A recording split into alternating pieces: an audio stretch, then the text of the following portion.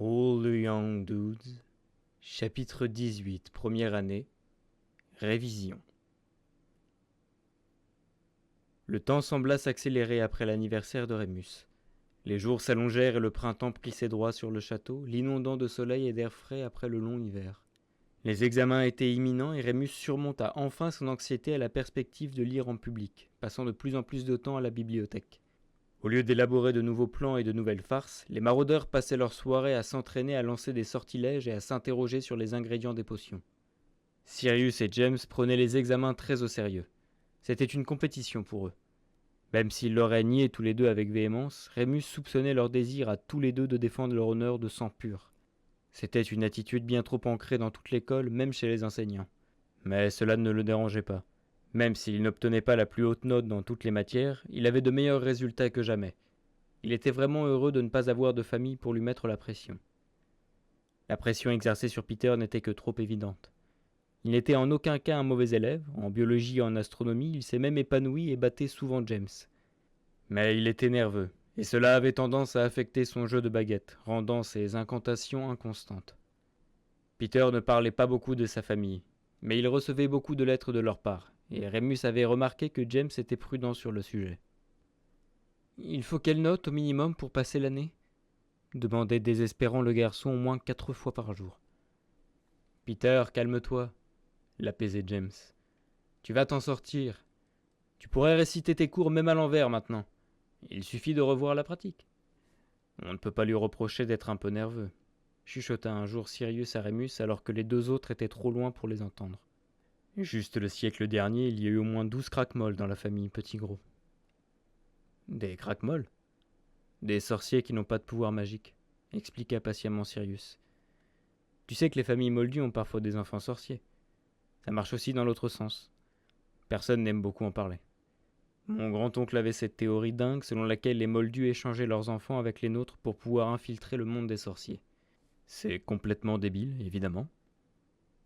D'accord, répondit Rémus en espérant qu'il donnait l'air d'avoir compris tout ce que Sirius venait de dire.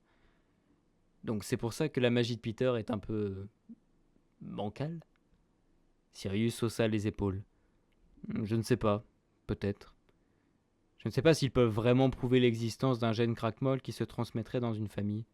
Mais c'est la raison pour laquelle les petits gros ne font pas partie des 28 sacrés. Rémus soupira fortement, fixant Sirius de son regard le plus cinglant. Tu sais que je sais pas ce que c'est. Sirius avait un petit sourire en coin. Bah, j'en sais rien, Lupin. Avec toutes ces lectures que tu fais ces jours-ci, ça fait du bien de savoir qu'il y a encore des trucs que je sais et que tu ne sais pas. Rémus renifla en réponse, retournant à son travail.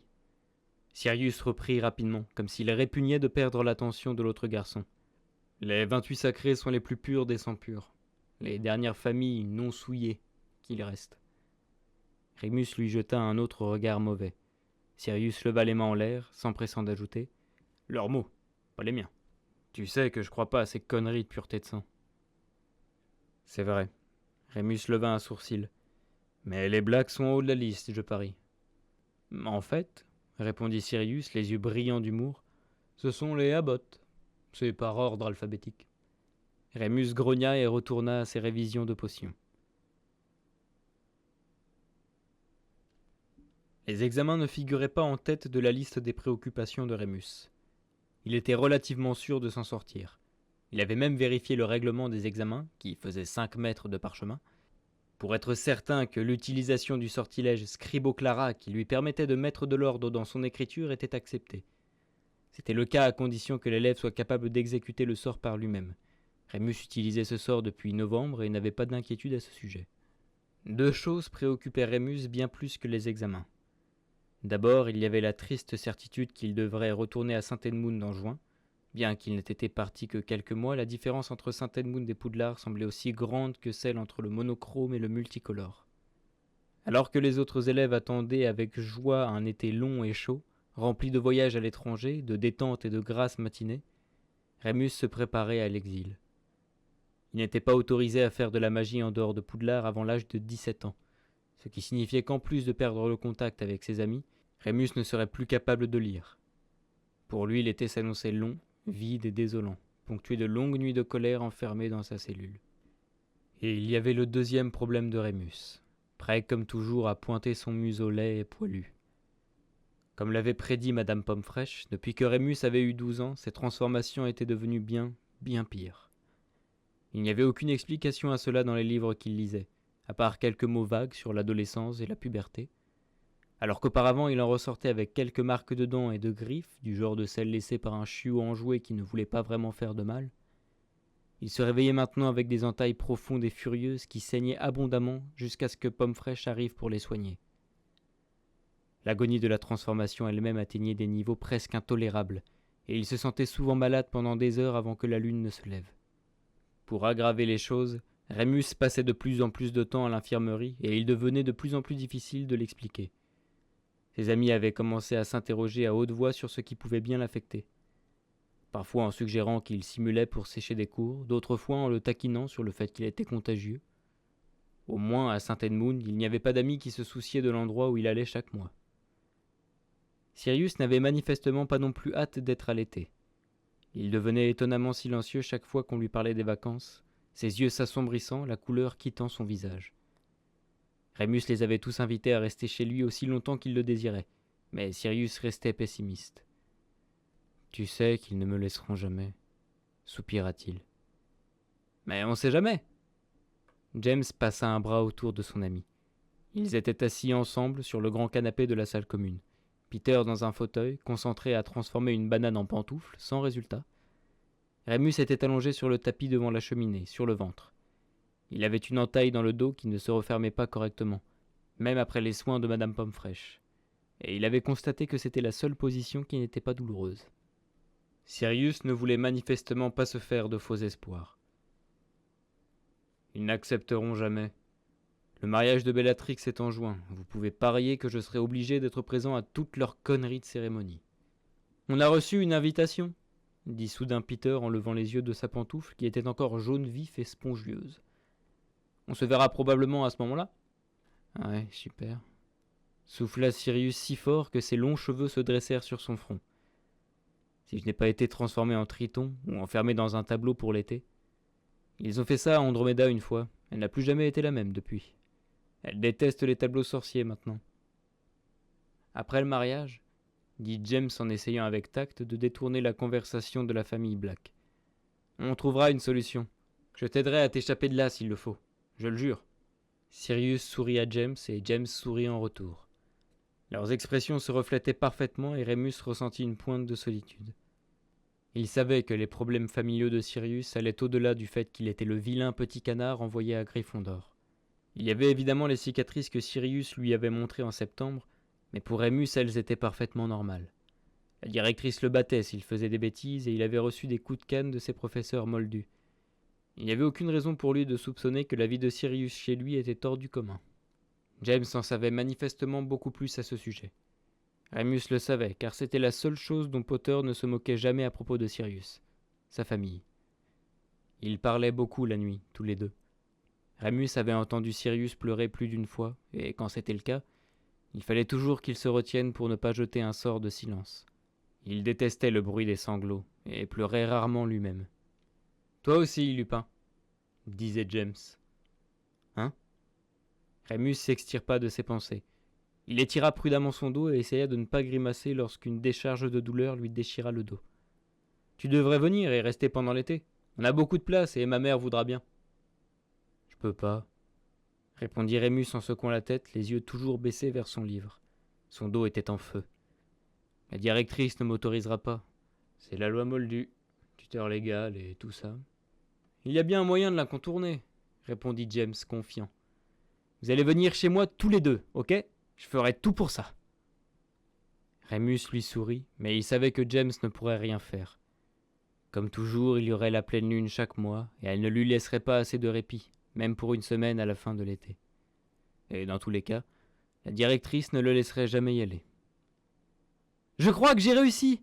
s'écria soudain Peter, brandissant sa pantoufle jaune vif en l'air. « Bien joué, Pete, » dit mollement Sirius. « Et c'est là pour voir si elle te va. » Rémus s'assit, son dos maintenant vraiment douloureux. En se redressant, il sentit le sang chaud couler le long de sa colonne vertébrale et s'infiltrer dans la ceinture de son pantalon. Il se leva précipitamment. « Err !» glapit Peter en retirant de la pantoufle son pied nu recouvert de bananes écrasées gluantes. James éclata de rire, ses lunettes tombant de travers. « Il plaisantait, Pete. Tu dois arrêter de faire des trucs juste parce qu'on te le dit. »« Ça va, Lupin ?» Sirius avait levé les yeux vers lui. Rémus tergiversait, debout sur le tapis. Il devait aller à l'infirmerie immédiatement, mais il ne savait pas quelle excuse inventer. « Ouais, j'étais juste en train de penser que j'irais bien faire un tour. »« Où ça ? C'est bientôt le couvre-feu. » Le visage de Sirius s'illumina. « Tu mijotes un truc ? » ?»« Non, non, rien. C'est juste comme ça. »« On vient !» James se leva lui aussi. « Je vais chercher la cape. »« Non !» cria Rémus. Ils se figèrent tous, même Peter qui était en train d'enlever la banane entre ses orteils. « balbutia Rémus. « Je me sens pas bien. Je veux juste aller voir Madame Pomme-Fraîche, c'est tout. » « D'accord. » James leva doucement les mains. « Pas besoin de t'énerver. Tu veux qu'on vienne avec toi quand même ? » ?»« Je t'accompagne, » déclara Sirius sans lui laisser le temps de répondre. Il se leva et attrapa Rémus par le coude, le tirant vers le trou du portrait avant que les deux autres ne puissent dire quoi que ce soit. « Sirius, » commença Rémus une fois qu'ils furent dans le couloir désert. « C'est bon, Lupin. Je t'accompagne seulement jusque là-bas. Je n'irai pas avec toi à l'intérieur ou quoi que ce soit. » Rémus le fixa, confus, puis hocha la tête et commença à marcher aussi vite que son mal de dos le lui permettait. Il connaissait Sirius suffisamment bien maintenant pour savoir qu'il ne changerait pas d'avis même s'il insistait. Peter aurait laissé ses nerfs prendre le dessus et aurait fait demi-tour en courant. James aurait sûrement respecté son souhait, mais Sirius devait toujours pousser plus loin. « Est-ce que ça va ?» lui demanda-t-il en le regardant. « Tu marches bizarrement. »« Je me sens pas très bien. » Grinça Rémus à travers ses dents. Il espérait que Sirius penserait qu'il était en colère contre lui et qu'il ne réaliserait qu'en fait, il luttait de toutes ses forces pour contenir un grognement de douleur. « Ok, » répondit doucement Sirius. Ils continuèrent leur marche en silence lorsqu'ils atteignirent enfin l'infirmerie. Ils restèrent quelques minutes dehors, embarrassés, les yeux ambrés de Rémus fixant le regard bleu de Sirius, comme s'il le mettait au défi de poser une seule question. « J'espère que ça va aller mieux, » fut tout ce que dit Sirius. « On pourra venir te voir, demain, si tu n'es pas sorti. »« Je pense, » répondit prudemment Rémus. Il essaya de hausser les épaules, puis grimaça. L'expression de Sirius ne changea pas. « Prends soin de toi, Lupin, » dit-il tout bas avant de se retourner et de reprendre le chemin inverse d'un pas rapide. Rémus le regarda partir jusqu'à ce qu'il tourne à l'angle du couloir. Il eut un pressentiment étrange et s'attendit à ce que Rémus lui jette un dernier regard avant de disparaître. Il ne le fit pas, et Rémus ne put s'empêcher d'être bizarrement déçu. Mais il aurait dû le savoir. Sirius Black n'était jamais prévisible. Il frissonna légèrement à cause de la douleur croissante, mais aussi d'autres choses. Puis il poussa la porte de l'infirmerie.